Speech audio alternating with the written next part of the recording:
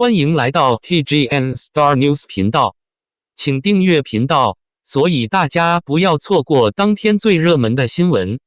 我们今天的时事通讯包括以下内容：王鹤棣与孟子义主演的《将门毒后》因物料发布时间差引爆番位争议，原著党担忧大女主内核被弱化。当资本拥抱流量、艺术与商业的博弈下，IP 改编如何守住故事灵魂？这场未拍先炒的争议，折射出影视行业转型期的深层困局。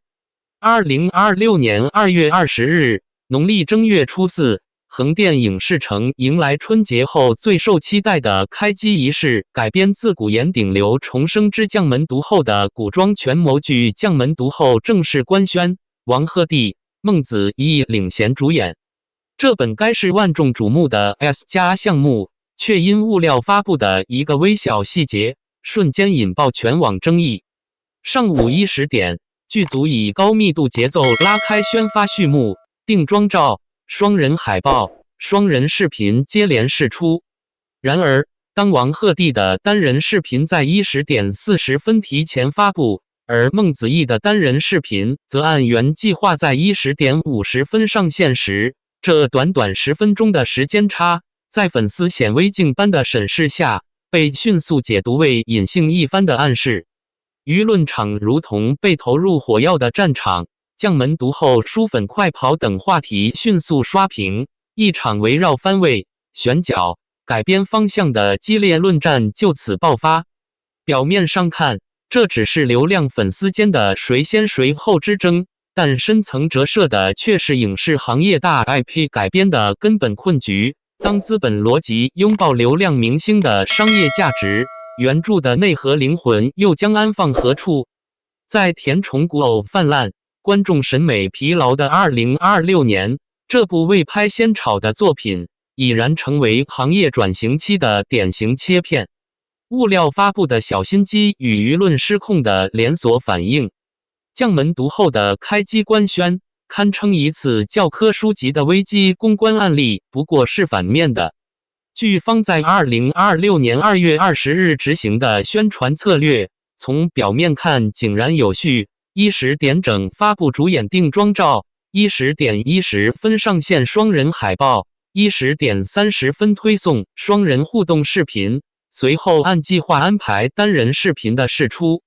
问题出在执行层面。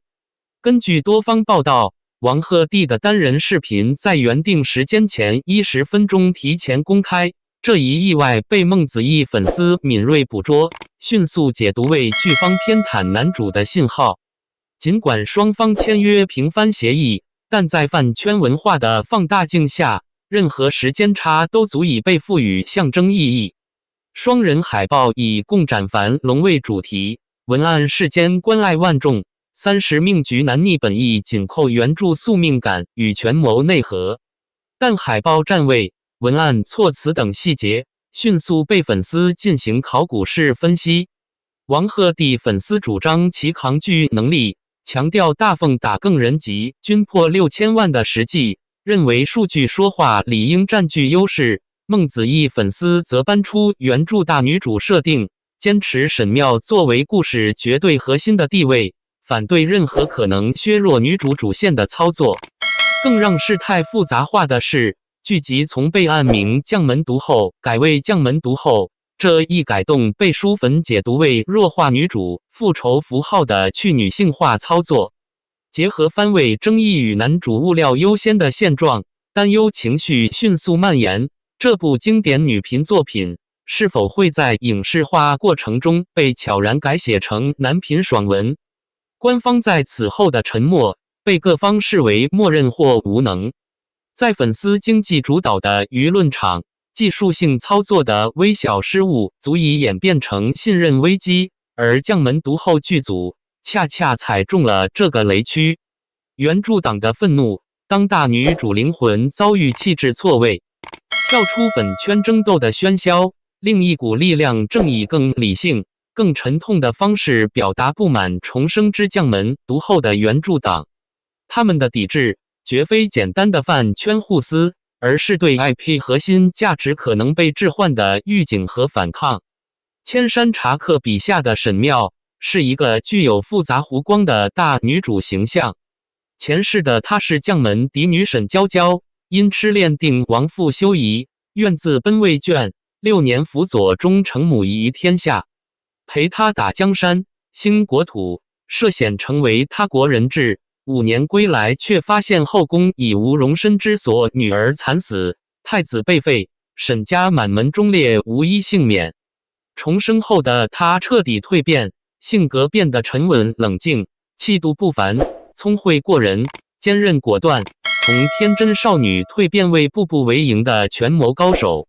原著中，沈庙的戏份占比高达约70%，复仇与成长是绝对的核心主线。书粉担心的不仅是番位排序，更是改编方向可能带来的叙事重心偏移。当大女主面临被改编成镶边女主的风险，这部作品最根本的吸引力也随之动摇。选角争议同样是书粉抵制的核心。原著中14岁的圆脸少女沈庙被描述为少女，脸儿圆圆，额头饱满，一双大大的杏眼微微发红，鼻头圆润，嘴巴小小。31岁的孟子义虽在九重子中展现了外柔内刚的演技，但其偏明艳御姐型的气质与原著角色的稚嫩娇憨形成鲜明反差。近期因连轴拍戏暴瘦至88斤的状态，更被书粉认为缺乏角色所需的健康元气。王鹤棣面临的则是另一种质疑。以苍兰诀痞帅霸总形象出圈的他，被指偏离谢景行清冷贵公子、腹黑隐忍的人设。原著中谢景行是生的剑眉星目，五官极其俊俏，嘴角微微勾着，似笑非笑，眼神却冷漠得很的少年形象。甚至有说法称作者是按照年轻时期胡歌的形象创作这一角色。王鹤棣的川渝口音和自带拽劲儿的个人特质，让书粉担忧能否准确诠释角色的清冷尊贵。书粉的愤怒本质是对艺术创作规律的坚守。当演员与角色的气质、年龄感、形象出现明显割裂，再华丽的服化道也难以弥合这种根本性的不匹配。资本的逻辑、流量数据如何重塑 IP 叙事重心？如果站在制片方的角度，选择王鹤棣和孟子义背后有着清晰的商业逻辑。在2026年的影视市场，资本的选择往往遵循着残酷而现实的数据法则。王鹤棣的商业价值在2025年至2026年间达到新的高峰。其主演的《大奉打更人》在2024年播出后，以总广告时长4311秒创全平台历史最高纪录，集均广告时长107.77秒，共吸引35个品牌投放。按广告秒单价计算，该剧为平台贡献的广告收入远超同期 S 加项目。更惊人的是，《大奉打更人》售出17个海外版权，含 Disney 加、Amazon Prime 等，为国产剧历史第一，持续更新至20个版权。市场数据显示，王鹤棣拥有泛人气广、剧粉粘性高、商业转化力强的观众盘特征。大奉打更人男性观众占比46%，成功打破男频剧的性别壁垒；女性观众占比54%，支撑剧集社交传播与消费转化。这种跨性别、全年龄段的渗透能力，在制片方眼中无疑是扛剧的最佳保障。多部 S 加项目主动点名邀约，看重的正是其剧台人的杠杆效应。孟子义的选择则与2024年至2025年间的 CP 热度密切相关。他与李云瑞组成的云千梦绕 CP， 凭借九重子爆火出圈，超话一夜之间登顶热搜，相关话题阅读量突破18亿。剧集播放量提升27%的背后，是 CP 营销带来的巨大流量红利。尽管2026年两人开始拆 CP 操作，但孟子义的话题体制和特定观众群体的吸引力仍是制片方考量的重要因素。然而，当选择逻辑过度侧重于演员的即时流量和话题度，而非与角色的深度契合时，风险也随之而来。总投资从5亿缩减至3.8亿的成本压缩，剧本未定稿的制作隐患，以及需要删减冰雕示众等暴力情节的审查压力，都可能影响最终成品的质感。资本追求回报天经地义，但当流量数据成为压倒性的决策依据， IP 的叙事完整性和艺术价值便面临被侵蚀的危险。将门毒后的争议本质是艺术规律、粉丝情感与商业法则的三方博弈。大 IP 改编的十字路口，尊重原著还是妥协数据？将门毒后的未拍先炒，是2026年影视行业大 IP 改编困局的集中体现。德塔文科技发布的2025至2026年度剧集市场白皮书揭示了残酷真相。曾经被奉为圭臬的大 IP 加顶流等于爆款公式已彻底破产。那些砸下数亿资金，请来顶级明星，占据黄金档期的剧集，大多数不达预期，甚至折戟沉沙。更令人警醒的是，2026年的剧集市场正经历物种分化，平台不再盲目铺货，而是各自选定阵地。腾讯视频追求全域覆盖，爱奇艺筛选成熟用户与中产阶层，优酷重仓男频和港风，芒果 TV 聚焦年轻女性。精准的错位竞争意味着一招先吃遍天的时代已经结束。在此背景下，将门毒后面临的不仅是番位争议，更是行业转型期的生存考验。当观众审美疲劳、古偶剧在题材、人设、叙事模式上的高度同质化问题暴露无遗，套路化的剧情让观众逐渐失去耐心。